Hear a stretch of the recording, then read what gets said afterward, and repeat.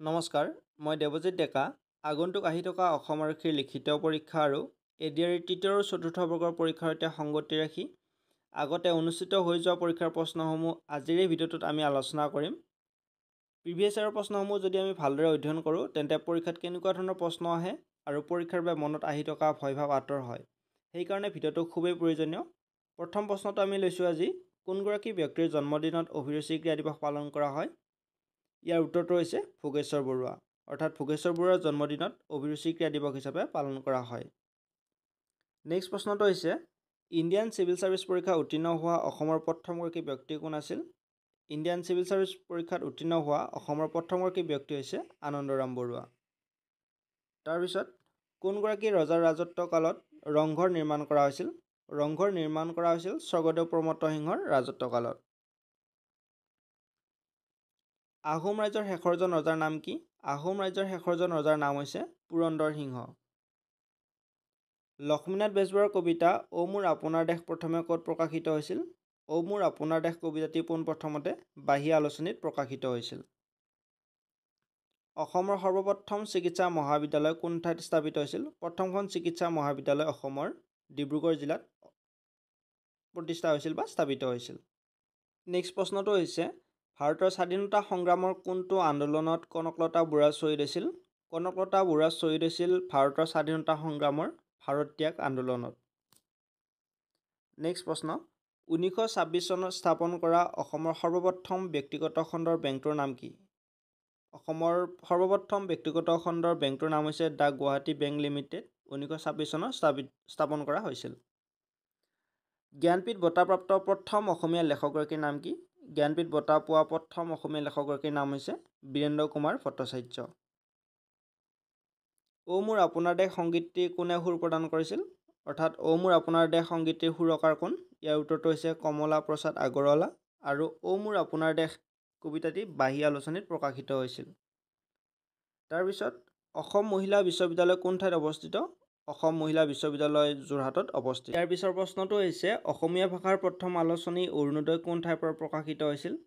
অৰুণোদয় প্ৰকাশিত হৈছিল শিৱসাগৰ জিলাৰ পৰা।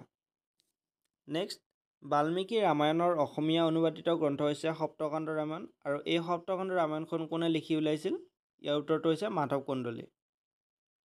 অৰ্থাৎ মাধৱ কন্দলীয়ে সপ্তকাণ্ড ৰামায়ণখন বাল্মীকিৰ ৰামায়ণৰ পৰা অনুবাদ কৰি লিখি উলিয়াইছিল। কোন তাৰিখে অসম দিৱস পালন কৰা হয়?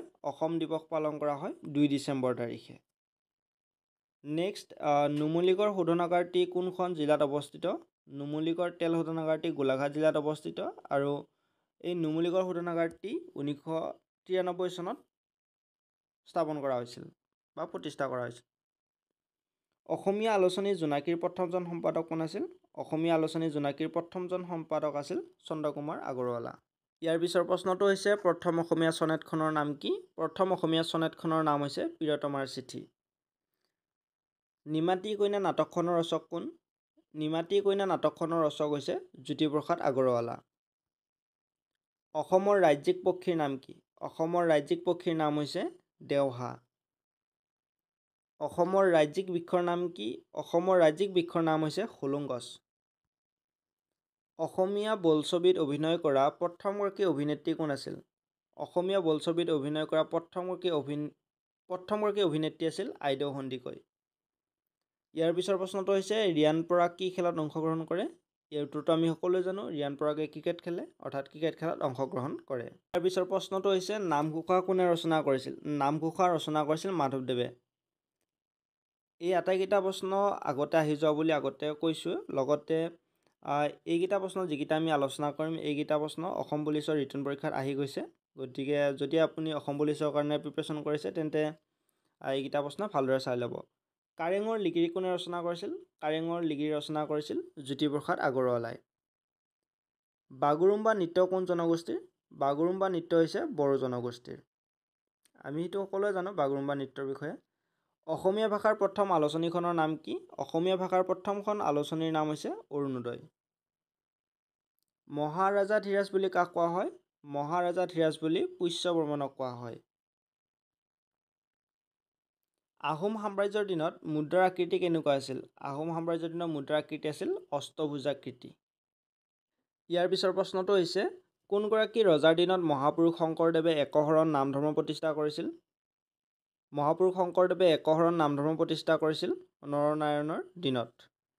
তাৰপিছত শিৱদৌল কোনগৰাকী ৰাণীয়ে নিৰ্মাণ কৰিছিল? শিৱদৌল নিৰ্মাণ কৰিছিল অম্বিকা কোঁৱৰীয়ে। ইয়াৰ পিছৰ প্ৰশ্নটো হৈছে অমৃতপ্ৰভা কাৰ জীয়ৰী আছিল যি কাশ্মীৰৰ ৰজা মেঘবাহনৰ সৈতে বিয়া হৈছিল? ইয়াৰ উত্তৰটো হৈছে বলবৰ্মন, অৰ্থাৎ অমৃতপ্ৰভা বলবৰ্মনৰ জীয়ৰী আছিল আৰু অমৃতপ্ৰভা কাশ্মীৰৰ ৰজা মেঘবাহনৰ সৈতে বিয়া হৈছিল। অসমীয়া চুটিগল্পৰ জনক কোন? অসমীয়া চুটিগল্পৰ জনক হৈছে লক্ষ্মীনাথ বেজবৰুৱা। তাৰ পিছৰ প্ৰশ্নটো হৈছে অসম সাহিত্য সভাৰ প্ৰথমগৰাকী সভাপতি কোন আছিল? অসম সাহিত্য সভাৰ প্ৰথমগৰাকী সভাপতি আছিল পদ্মনাথ গোহাঞিবৰুৱা। আজিৰ এই ভিডিঅ'টোত আমি 30টাৰো অধিক প্ৰশ্নোত্তৰ আলোচনা কৰিলোঁ। প্ৰিভিয়াছ ইয়াৰৰ প্ৰশ্নসমূহ পাই থাকিবৰ কাৰণে আমাৰ এই চেনেলটোৰ সৈতে জড়িত হৈ থাকিব।